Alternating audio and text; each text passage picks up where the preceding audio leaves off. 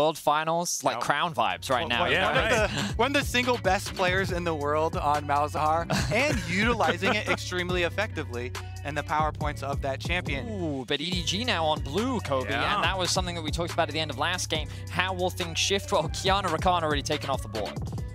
This is a big one. I wonder what they're actually gunning for when it comes to the first pick, because these are very different bans to come in here as double support bans from DAMWON here right now. And we're seeing some slight variation because there's so much focus on the bottom lane for EDG, you know, double banning on these enchanters here. The Nami ban on red side actually, so they can't get the Lucian combination. So, Yuumi Ezreal gone, Nami Lucian gone, Aphelios Lulu is the last one left for this EDG bot lane. So DAMWON now have a choice because you know that Aphelios is going to be the priority. So you could leave Lee open right now and say, we will happily give you your Aphelios so that we can get Lee Sin, and then they can just get themselves the Jhin too. And Twisted Fate though, you're giving over so many. They're trying to get the trade on the backside for the Lee Sin and the Twisted Fate. How badly do you want it? I actually absolutely love this though, because it means that you leave up so many priority picks. So now you've got Aphelios Lee Sin on the side of DAMWON Kier, and you take that trade, right? Yes, you do. It's a really strong way to set up that 2-for-1 trade, you know, because you are on red side, so leaving all of them up and then doing the target ban, last ban here at the Jarvan is a lot of value for DK. And if you get last pick LeBlanc, that is really frightening, especially if you are on the red side, because then you get to ban out the answers to it, as well as the Jace. Looking to come in for Flandre, a big favorite for him and a good pick away from Khan as well, especially now that the Graves has been banned away. This pick, like, it can't be LeBlanc, so it is going to be that ultimate 3 picks for DAMWON. This is such an insane topside early opening of the draft though for the side of EDG. When you have a Twisted Fate supplementing the pressure of Jace, this provides so much kill opportunity up there. JJ on the Xin Zhao can go up, repeat visits, Twisted Fate. There is a reason that he has been banned for so long throughout the knockout stage here at this tournament. So much side lane control afforded by this pick. And I was actually just thinking about it, right? And I was thinking LeBlanc the obvious choice. They hovered that one first, but the Sylas has been the popular answer into Twisted Fate. But we haven't had to talk about it because Twisted Fate's been perma-banned for what feels like 3 months. And it has been popular, but it hasn't been effective in a lot of the counters to Twisted Fate. So we're gonna have to see if DAMWON are actually the ones that can do it. Yes, you can steal away the Twisted Fate ultimate and try and hover there and try and match, you know, that map mobility. But early on, especially too, Sylas has to trade a lot of health to try and gain access to that minion wave, and it allows some pressure to really build on the top side of the map. I think that EDG need to consider a Kennen ban as well, because you kind of look at this draft from DAMWON, and obviously I think that their priority will be to try and match in the mid jungle 2 versus 2, a very volatile part of the map. And as EDG try to go topside, you expect DAMWON to head towards the bot side of the map. So some of the things that Khan can still have impact on, even if he's put behind, are things like the Kennen that just offer so much teamfight value and also complement this Aphelios extremely well. Well, I have a feeling in my waters that there might be a Kog'Maw Lulu. I don't know why, but just have a feeling Kog'Maw Lulu could be on the table. Of course, still up and can be very, very strong, especially when there's not a whole lot of magic damage. The Lucian going to be the final ban. Certainly aimed against Khan, of course, because he'll get counterpick. I expect Thresh to be picked up here as a common pairing alongside the Aphelios. Oh no, they're going to step away from it. A lot more disruption would be a potential, and flexibility with the Gragas. Exactly. You can engage or disengage with this champion, and also you can sustain through some harassment on top side and not play so up into the Jace and into that Twisted Fate open arms that is going to try and pull off those repeat ganks on you. Like the Lucian ban here, you know, some respect to Khan. The team did get him that pentakill as well earlier in the tournament. He's had quite a tournament as far as the last dance goes. Yeah, exactly. But I think the fact that Gragas can be support or top lane is also very strong. They can choose their counterpick. They can, if the bottom lane looks too strong, Jhin and Leona is going to be a pretty standard lock-in and something they should have been expecting. So now you could just put Gragas on the bottom side of the map and use him as disengage when Leona decides to go in. Yeah, they have a lot of options at their disposal. We also did see Khan actually bring this out as an answer in their best of 5 against Tier 1, and he basically just played weak side, right? With the amount of disruption that it can offer in a team fight as well, Jhin suddenly becomes a lot harder to play. Every time you ult, well, there's the risk of the Gragas ultimate knocking you into the team or just interrupting it, and there's a lot of options there for DWG, but it's definitely not a top-side focused draft for them. But also, I think what's great about this Gragas is it offers them another form of engage, because when you kind of look at this draft from DWG, when you have the Braum, you're kind of relying on Lee Sin ultimates, perhaps Sylas stealing away a Leona ultimate as a means to start a fight if you're even looking for a fight. But Gragas adds that additional pick threat and disruption that can make their team fighting that much stronger. Yeah, EDG have drafted themselves a lot of priority here as far as choosing the engagements, and DAMWON investing pretty heavily in counter engage and a lot of answer and shadowing sort of situations here. So EDG put up on that pedestal to be able to determine a lot of these early movements and see if they can start to open up this lead, whereas DWG do have some answers, but they have to be cautious early on. And also, another thing about DWG is they don't play through bottom side. They are so good at a weak side bottom lane. Aphelios is not a weak side champion. Aphelios, you need to put resources in. So we're already going to see a pivot and a change up for how DWG are going to navigate this game, and I'm looking forward to seeing how Ghost can hold his own here, because this guy, I swear, when it comes to international tournaments, he triples his skill level. Like, I'm so used to talking about, oh, he's the weak link. Oh, if you're ever going to beat DWG, it's through the bottom lane. Doesn't work when you get to the World Championship. Well, they're putting him to the test right now, putting him on that Aphelios, Thaddeus. They certainly are. And what always impressed me about Ghost was it was when he joined DAMWON that you really saw the outburst of this DAMWON becoming a huge contender both domestically and internationally. So he is a large part and a key part of their success. And we heard from Viper himself, Ghost has learned to be exactly what DAMWON needs. So let's see if he can be what DAMWON needs to get them an edge in this best of 5, as many members have made their way to the top lane. Yeah, a little bit of a meeting here as Mako is going to get the bad news. A lot of friendship there, but the Winter's Bite not quite able to travel enough of the distance. I'm really glad that you brought that up, because Viper was very respectful to Ghost in exactly that interview that you're talking about. And it was really good to hear from him, and the fact that he knew that he needed to be respected. Viper, always been a very, very intelligent player, and just so good at everything around the game, as well as just pushing his buttons correctly.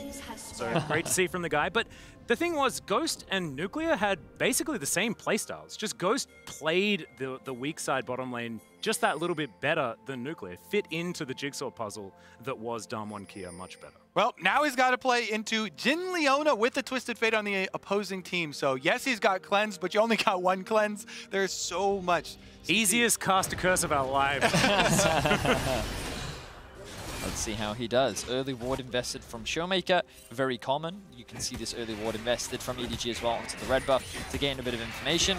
Curious as to what Canyon decides to do with his pathing. Will he look for an early top gank, or instead will he just do a top side clear and then path down towards bot? The fact that he's doing Raptors into Krugs and then Red, he's trying to get that respawn timer starting up earlier so that he can invest more into clearing his camps and, you know, getting more gold into his back pocket, as the red buff is likely going to be the next step. Yeah, well, the big reason he's definitely not pathing towards top side is because you don't want to path into pushing top lane and mid lane matchup, because you can't get your scuttle crab, and so you really have to look towards the bottom half. And so yeah, he's min-maxing. Exactly. Yeah. Small camps first so you can get them respawning, end up on the bottom side of the map, because guess what?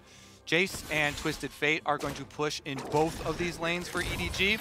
Then it's up to, for EDG though, and for JJ, can he actually cover and work off of those pushing lanes to create more of an advantage? As Canyon might even pass through mid on his way down to bottom.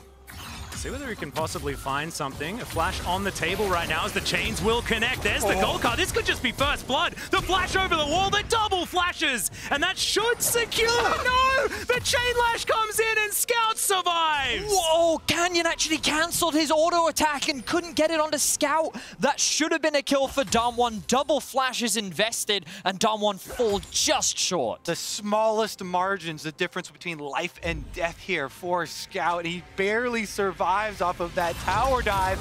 He's right back to it with the teleport out here, though. It still was a pretty efficient gank from Canyon because he didn't use a lot of time, but taking his flash and actually sustaining that much damage from the tower means he's actually going to give up so much priority. So he went back 2 Wolves, heal off of those, then transition down to that bottom Scuttle Crab. Yeah, we got a push in here from DWG on the bottom side of the map. Able to utilize this Felios Braum quite effectively right now, but nothing too much is going to come from it. Canyon on the bottom side means that DWG here can feel very comfortable. Doing this, Mako taking a bit of damage, but he's Leona, so never get the idea that Leona is killable. That is rule number 1 when it comes to League of Legends.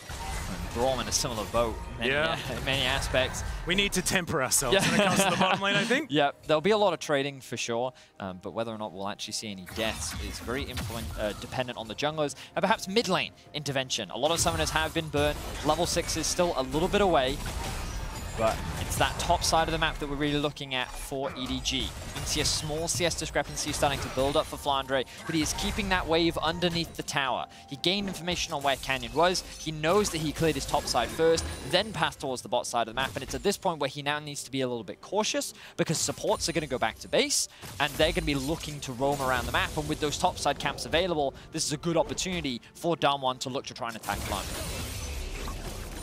So you can't just having a drink up here towards the top side, feeling pretty good. Only 6 CS behind, but you expect Jace to have control of this lane, absolutely. Things gone pretty much as expected. We'll see whether the junglers are going to spot one another, as right now it's Showmaker that's closest to JJ. He's just in this mid lane, hanging out. Yeah, it's spotted now as the Scry's Bloom comes out. And there's a big extra small objective now around this mid lane. A big extra small objective. Yeah. You love it, right? All the sizes. It's all wrapped up around mid lane because of all the flashes that were blown here, looking for those repeats. And now you get to see the supports coming too. So there was a small window there where Mako actually got back out onto the map first because Beryl and Ghost decided to stay for an extra wave in bot lane. That means that Mako is currently only level 3 and Beryl is 4, but they couldn't take advantage of that window in mid. And as you rightly said, both supports were looking for it, but I think in Beryl's case, he was more aiming to cover, and now you can see him sweeping out that vision. Where has Mako warded? What little traps has he set up that I can clear out for my mid laner? He's not able to find anything, so now he'll make his way back towards bot as this wave is now making its way towards the tower. Yep, the Twisted Fate homework ward comes in just to make sure that they can spot him potentially moving down for an early Destiny. That will get instantly cleared. Of course, EDG, no strangers to that ward being a necessity, and so they're going to be fighting over that position quite a lot this series. There's Khan body slamming his way in. It's a good trade. The only thing I really wanted to highlight there was the potential bot lane dive. There's the level 6 from Scout, and immediately EDG should be looking to make a move. EDG know that there's no ward in that brush, and Ghost is doing what he can to just clear out the wave with the Infernum. JJ moving on in, clears some things out, but it looks like the bottom lane are going to be okay for the moment. Canyon spots out the Xin Zhao, a Scout moving on in as well. This could very, very quickly become dangerous for DWG here, but right now, EDG holding on to the trigger. Yeah, and you can even see in these map movements from top side already, Flandre pushing out on top side, hovering down for a half roam towards bottom. Twisted Fate moving in. They already cleared out that ward that was behind red to really make the most of this leverage that they have around Dragon. No fight explodes. Well done here by DWG. Again, coming into it, we're talking about them having to be the ones to play more cautiously and having to respect this early priority from EDG. Yeah, I really love the use of priority as well. It really is a dance. You might look at this and say, oh, lull state, nothing's happening. But the fact that Flandre gets to move down, the fact that you have EDG all coalescing on the bottom side of the map means that DWG have to answer that question instantly. They have to be communicating all the time to make sure that they're not able to be capitalized on. I would like to see EDG try and find a successful TF ultimate before the Herald spawns though. See if they can burn a few more flashes, maybe get an ultimate out here and there, just get that small advantage ahead of the Herald, because every single game this series there has been some contest over the Herald. Last game, EDG just kind of watched DAMWON take it, but you know EDG is going to be in a position to try and contest that objective because of how much both teams value that first Herald. Now DWG here dealing with this 2 versus 3 on the bottom side of the map. Canyon well and truly far away from this situation, and no teleports are available, so DWG having to play pretty defensively. Level 6 gained for Canyon as he dives over this wall, and there's 5 seconds until Shelly makes her appearance. She'll pop up now, and DWG do have some control of the area, and Khan has the push top lane. Bottom side, you see early push here from EDG2, and the recall starting from Ghost. So you're getting the early shove down on bottom to be able to have the priority to rotate up there for it.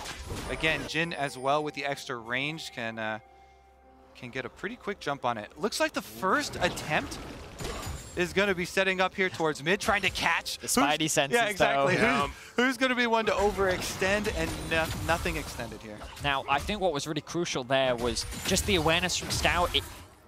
A part of it is his pro player experience, but also he's looking at the map and he realizes, hang on, JJ was bot lane. That means that Canyon could have moved into our whole topside jungle and warded that whole part of the map, and Khan is missing. So with all these factors, there is a real good chance that they're threatening to dive, and so he respects it. So really good play there from Scout. And the setup here for DAMWON is quite good, with vision control of the river heading over to it, but as well having the Braum ultimate and Gragas kind of play bodyguards through both these jungle quarters. EDG making the decision not to fight it at all, and you can see with Jhin on bottom side, not only are they going to push out the bottom lane minion wave, but they also bring support and jungle down to control bottom side river instead. And this might be that classic play that we saw. Rotate your Aphelios up top and then very quickly drop down the Rift Herald to try and even out this bottom lane trade that we're seeing on our screen right here. Viper, if he gets 2 plates, theoretically, that's a worth trade for the Rift Herald. But if DAMWON Kia can use it for even more, that's going to be the important thing. I like this because the thing about trading bottom side push for Rift Herald is that you have to call off the trade once the Rift Herald is taken, because it will push faster, way faster than you, and they actually rotate over to try and deny the full tower, just trying to stop it here at the charge. Yep. Red-White don't fight here for Ghost, as he does have some pretty good guns. There's the long-range variety as well, as Chakrams can rain down from a very long distance away. Want to be able to get this next plate, though, as the Aphelios does want that plate gold. Showmaker able to shove this wave in once again, and he's taking control back here in this mid lane just a little bit. DAMWON Kia wanting to get more done, but Mako and Flandre answering here. The makeshift 80 carry in the Jace. But our observers did a great job of highlighting Viper's ahead of Ghost in this play, because while all of that gold was being shared in the top side for DAMWON, it was Viper that was a solo benefactor to receive 3 tower plates for himself, and typically for a Jhin, the siege is quite slow because you do only have those 4 shots, you do have to reload, but DAMWON actually waited an extra wave before sieging, and I think in particular they were waiting for Showmaker to be able to steal away Scout's ultimate so that in the event he tried to roam up top, he could also follow him so that there weren't a numbers disadvantage. Well, Viper going to start this one up, and Khan has nowhere to go. It's a decent body slam to buy a couple of seconds time, but that's all he gets. First blood goes to the Twisted Fate, and we talk about this. First Destiny, did it work? I'd say yeah. Interesting too, Viper holding his shot there and giving the money over purposely to Scout here on the Twisted Fate. Gets 2 stacks in the Dark Seal as well. So a little bit of extra value squeezed out. And he'll get the Everfrost off the back of that, and look at that, 2 completed items immediately. Viper thanks to all those early turret plates, and Scout thanks to that first blood that he's going to get for himself. So EDG find themselves with a good early game gold lead, and gentlemen, I have to refer back to this graphic from earlier. When we kind of look at these early game statistics, we saw it in the last game as well. When EDG get early game gold leads, that is when they look the most dominant and they look the most controlling. So definitely an excellent start for EDG in game 3. 3 minutes until that 15-minute point where we can really be sure of how things are going to go. First Drake going to be taken for the first time here by DAMWON Kia. And once again, no Cloud Soul. God, what do I have to do to get Cloud Soul this season? Nothing but disappointment for you. Yeah, absolutely. As another plate being looked for here by DAMWON on the bottom side. They're going to have it denied for the next little moment. JJ looking for something here. Canyon waiting in the wings, but going to find too much more. He's chain CC to come through, but Scout doesn't have his jungler quite prepared for it, as Mako going to get stunned up for the moment. Solar Flare actually going to come out defensively to allow the EDG support to make his way out. DAMWON do get control of that brush, but are unable to clear out all of the vision from EDG. Now Scout underneath this turret, able to push Showmaker in. And there's going to be a small discrepancy in Sylas ultimate coming up a bit before Twisted Fate ultimate, but Showmaker's going to recall now, so maybe... Oh, he cancels his base, actually. He wants to steal that ultimate, but it's just going to be catching the wave, and he'll have the teleport to get right back. Bottom side is going to be left alone as Flandre is going to get flashed on. Yeah, it's a big early flash from Flandre. I like the idea, but it ain't going to work. All of the teleports to come forward as now Khan is walking the wrong way, but maybe it's the correct one as they pick up the kill on the Twisted Fate. They knew the man advantage was coming in, and he puts himself in the right position to capitalize. Yep, steals that ultimate, and look at the other side of the map too for DAMWON, pushing into the tower, getting their advantages as well. And just really great play from Khan and Canyon. Flandre flashes just a little too early. The threat was too much for him, and he panics under the pressure. That's the perfect opportunity for DAMWON to get that initial kill, and they immediately create a numbers advantage. And then, oh my word, Showmaker stealing away Jeje's ultimate. Watch what he does to be able to set up the play. But this is where it starts. Flandre commits the Q. Flandre's like, I've got to get out. I know I'm dead.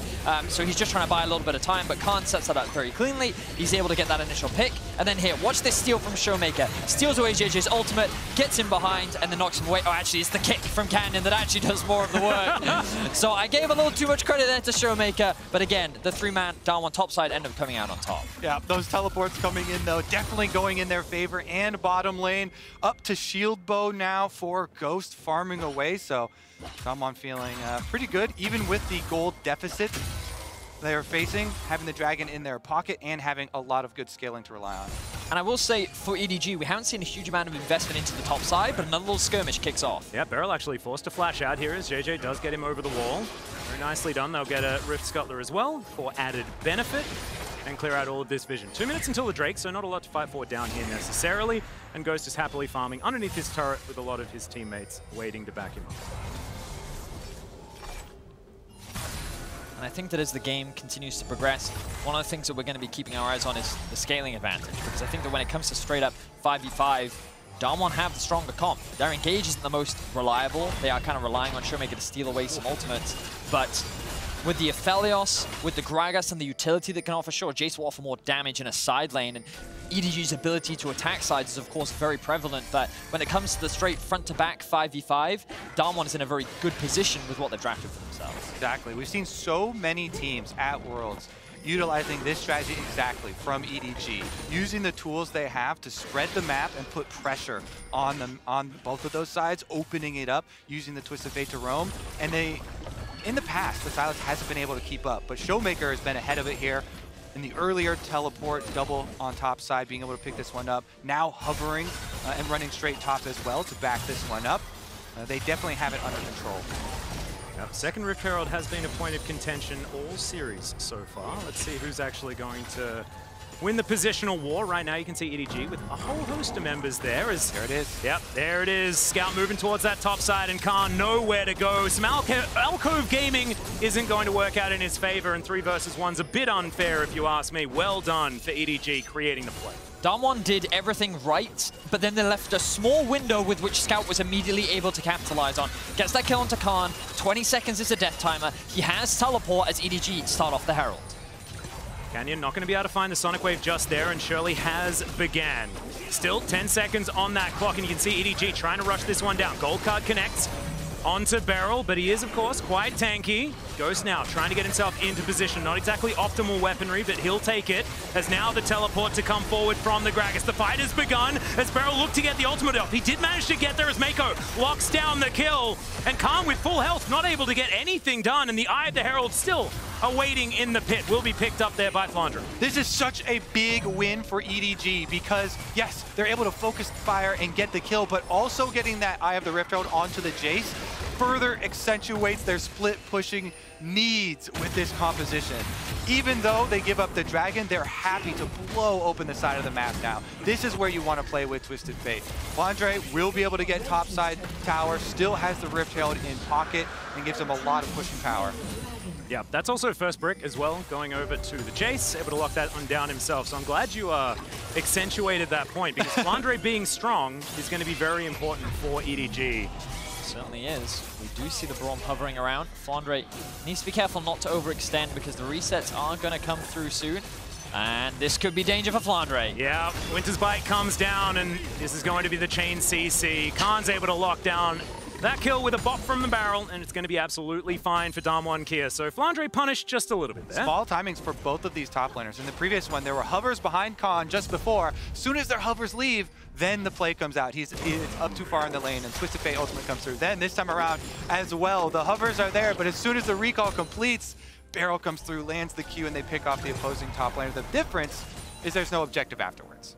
You know, what I've learned from watching this series is that even if you are a professional player, some champions just don't let you play the game. Last game, it was Malzahar and Kiana. This game, Gragas and Braum. The perma CC combo that prevents you from ever getting to do anything. But it will result in a big pick for DAMWON. EDG, though, maintaining control over the gold lead. And it's pretty interesting how things have pivoted. You know, we've seen a lot of like back and forth trades throughout this series, but now it is DAMWON, for the first time in this series, that have firm control over the Drakes.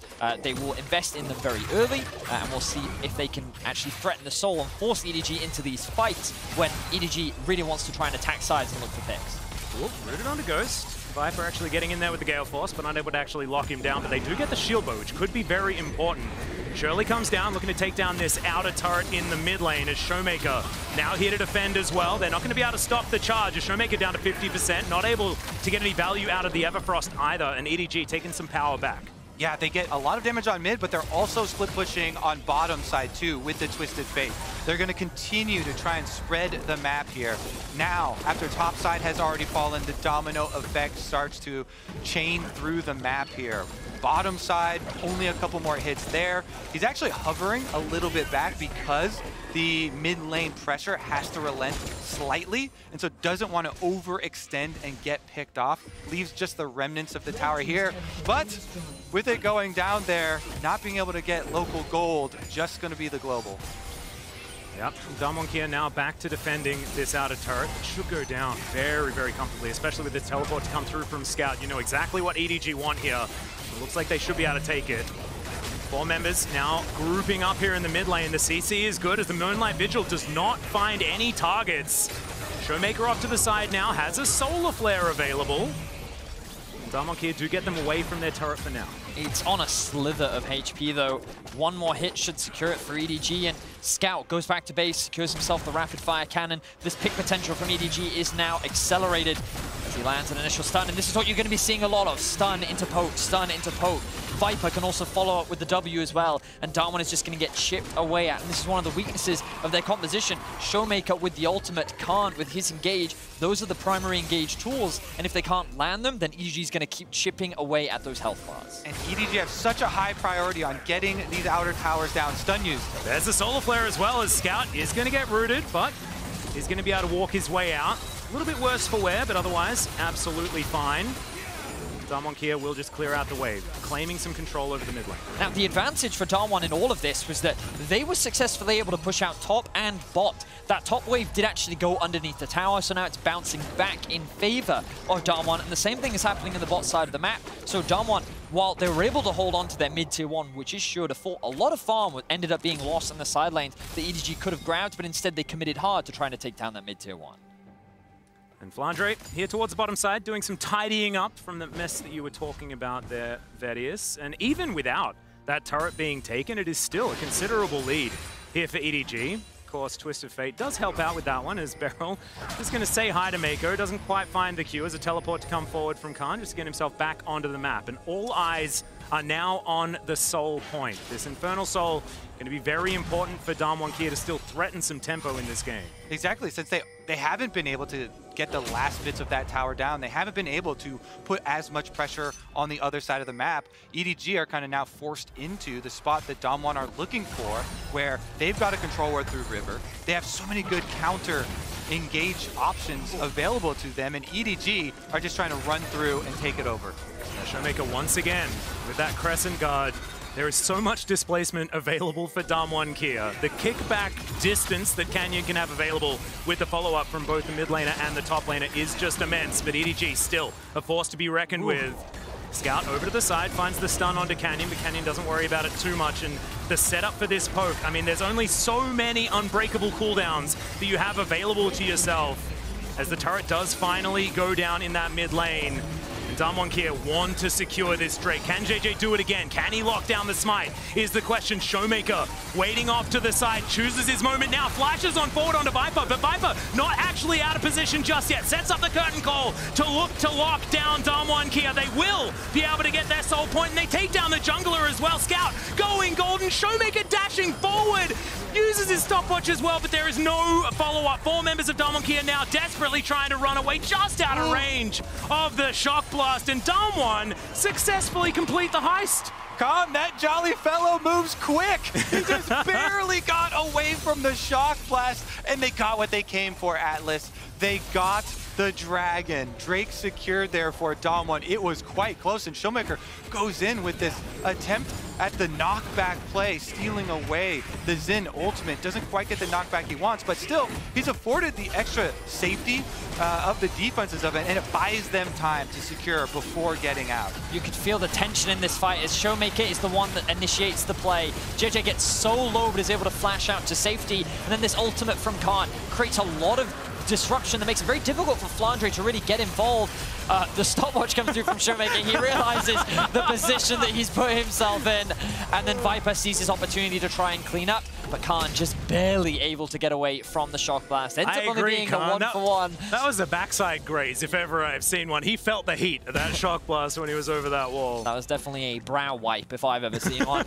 Yeah. But that does mean that DAMWON now securing themselves 3 Drakes. They will be at Soul Point, and we will have another tense fight. But look at this, EDG, 4K up in gold. Towers is where they're getting a lot of their gold lead, and of course the Twisted Fate passive assisting as well.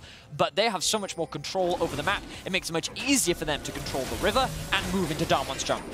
And one of the big reasons why Twisted Fate is so highly prized is that it allows you the extra vision coverage to be able to get the most out of some of these periods in the game where DAMWON don't have another dragon coming up for 3 minutes over here. So they're trying to play a bit of catch as far as catching a lot of these push on the minion waves and giving up some of that side lane pressure, respecting that Twisted Fate and the pick potential that EDG have to show. But EDG need to push this forward until the next dragon comes up, because again, that Infernal Soul is what DAMWON have going for them. That's their big comeback potential here. And that's sort of their ace in the hole as well, because DAMWON have the composition that wants to teamfight, right?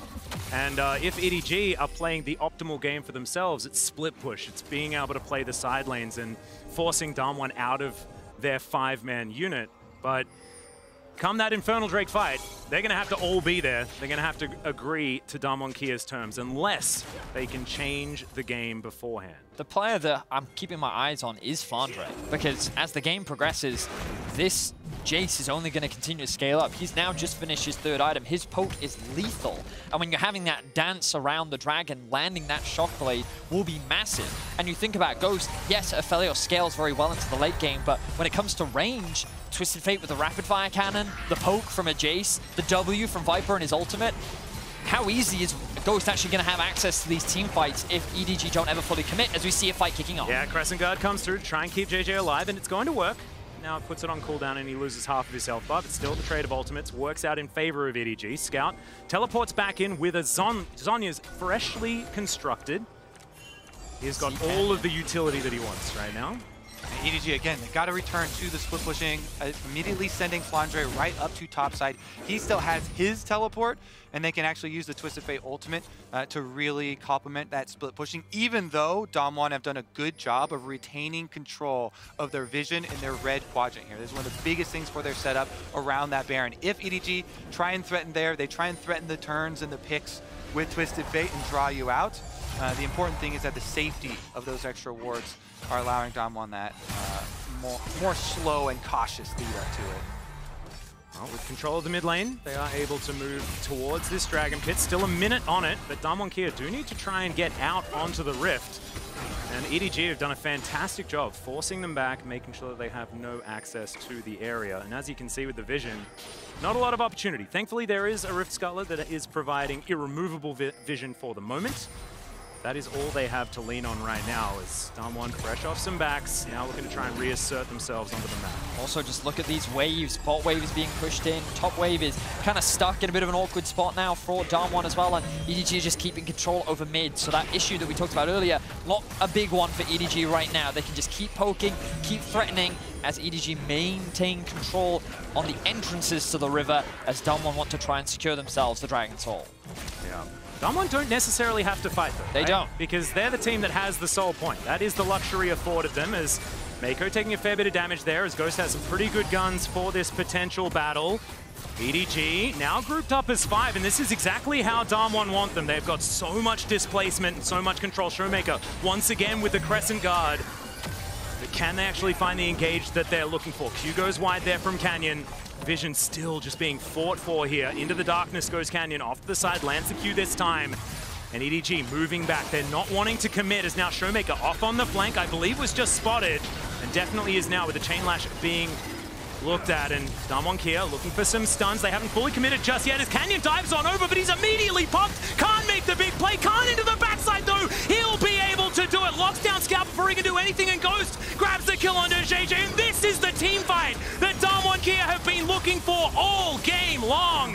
Flandre goes down as well, and Mako, he's running for the hills, but he's not going to be able to stop this Infernal Soul going down. That's going to be so big. Not only do they stop the Soul, but they can also just run straight up to Baron. They have so much damage. EDG have not been able to split push strong enough. They have not been able to spread out DAMWON. They have been able to secure it. Soul for DAMWON, the team fight power of the flanks coming through. And look at how DAMWON just kind of herd EDG like sheep. And keep your eyes on Showmaker here. Yes, Canyon loses his life at the start, but Showmaker gets access onto this backline. Initial engage comes out from Khan, the follow-up from Showmaker. The team fight becomes split as Ghost has unlimited protection from Beryl to set up for the perfect collapse. EDG fall, DAMWON secure Soul, and DAMWON looking to go series point. And when I saw Canyon go down there, I thought that this was going to be an EDG fight. They were going to be able to stop that playmaking, but I get reminded of my friend Jake Spawn Tiberi telling me about something. I think it was back in 2015. He was talking about Gragas. I'm like, why don't you pick Lee Sin in the jungle anymore? He's like, no, Gragas is just better Lee Sin. And we saw Khan go into that backline and demonstrate that you can do all of that CC, but you get to do it on everyone. It's great follow-up there because Canyon getting focus fire and burned down early with that stun was an opening, but the follow-up that you're talking about so big from Khan and Showmaker right into the backline, burning them up. It was just the way in which EDG were being herded, you know? Yeah. Initially, they lost control over mid, then they lost control over the river, and slowly they were being pincered in, and this is one of DAMWON's many great strengths. Their ability to teamfight, their ability to navigate these situations is what has made them a world champion before, and is what could very well make them world champion again. Yep, they were able to bide their time through all of the early pressure, playing that cautious game, giving the respect for the Twisted Fate plays and all the attempted picks coming out from EDG. This is a very similar position that EDG found themselves in, but they were in DAMWON's shoes against Gen G. They were down a similar amount. Oh, sorry, they were up a similar amount, but it's the Dragon Soul that is creating so much power here for DAMWON Kia. And of course, EDG were able to close out that game in game number 1 in their best of 5 in the semis as Mako taking a lot of damage. DAMWON Kia unable to commit to this one just yet. As the Everfrost comes forward as well. They're trying to soak as many cooldowns, but DAMWON Kia just playing it safe. And that can get dangerous. As you can see, these shot blasts are really hurting. The poke is one of the tools that EDG really do need to leverage now. They're trying to soften them up a bit before the all-in comes. And pushing up mid lane, they will be able to get just the recall out. That hurt me. Go's taking most of his health bar there. Now DAMWON just looking to try and defend this inner turret. They will do so. That control ward getting a lot of value. Being able to throw some extra poke over. And now it's EDG with control over this Baron. It really has been a dance all game. And you can still feel the tension. Even though DAMWON feel like the favorites to win this game, the gold is still very even. The items are very similar. You can see a bit of a discrepancy now as Ghost has gone back to base and secured himself the Bloodthirster. Yet to see any healing reduction come out from the side of EDG, but we talked about the scaling on Aphelios, and you saw the damage that he was able to output in that last fight. Yeah, range may be a problem, but if he gets into range, the damage is very real. Yeah, it feels like he's just playing Graves. It's just Aphelios cosplaying Graves right now, as he's got basically the same item build. Looking forward to seeing how Ghost is going to be able to play these team fights right now with the Crescendum and Calibrum available as they move into this river, try and secure this Baron. So much vision available here for EDG, though. This is not going to be a secret, and DAMWON knows it as they start off the Baron right now. But Flandre is so far away from this. Teleport is available if he wants to use it, as now the chain CC goes down onto Beryl, but he keeps himself alive for so long. We've traded knockbacks everywhere. There is so much Crescent guarding going on, but no real fight has broken out, as DWG here this time press all their buttons, but don't get that pick that they were afforded last time. DWG get what they want, which is a health advantage. JJ's forced to flash. He is out of the pit. Mako has to go back to base because he doesn't have the HP, and DWG can immediately go back to the Baron, and it melts thanks to the damage from Ghost. Well, the curtain call comes in. Can Viper do enough damage to deter DWG here from this Baron? As Showmaker, there is a Blast Cone still available. Looks for the chain, but doesn't quite get there as Canyon gets the kickback, immediately goes in to the stopwatch. Beautifully done, and they're going to be the picks. The top side goes down first, and it's a bloodbath. Oh man, he couldn't do it last time, but that time, Canyon, beautiful. Perfect turn here from DWG as they chase down Viper as well, and that will be the Baron this time around for DWG. They get the full reward for their turnaround.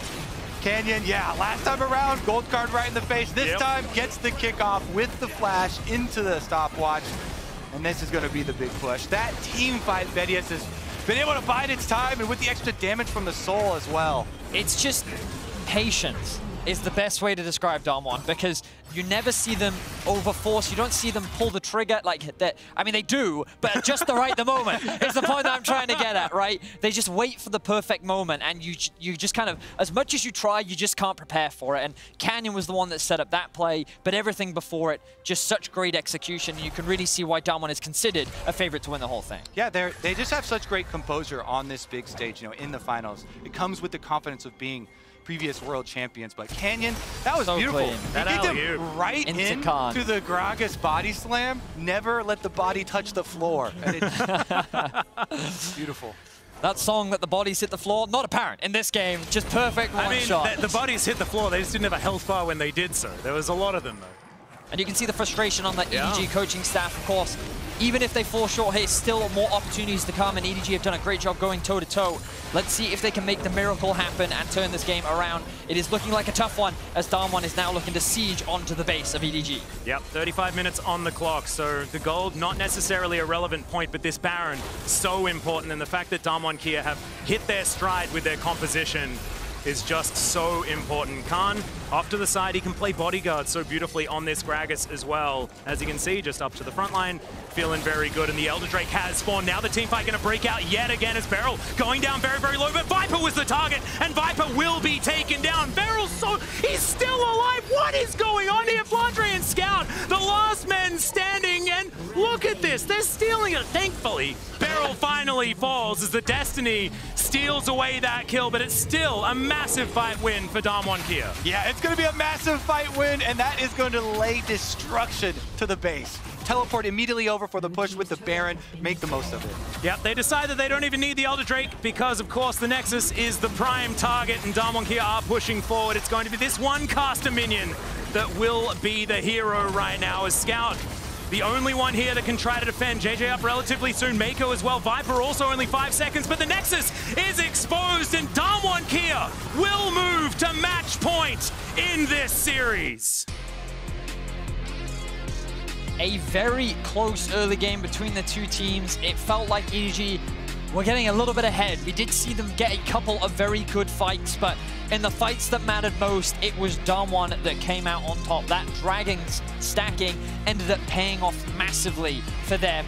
And I feel like that if this game is going to be a battle of team fights, and EDG need to go back to what they found so much success with so far in this tournament. Drafting more for team fights, drafting more for the 5v5, and ultimately what allowed them to beat Gen G was that team fighting prowess. So let's see how they bounce back in game 4.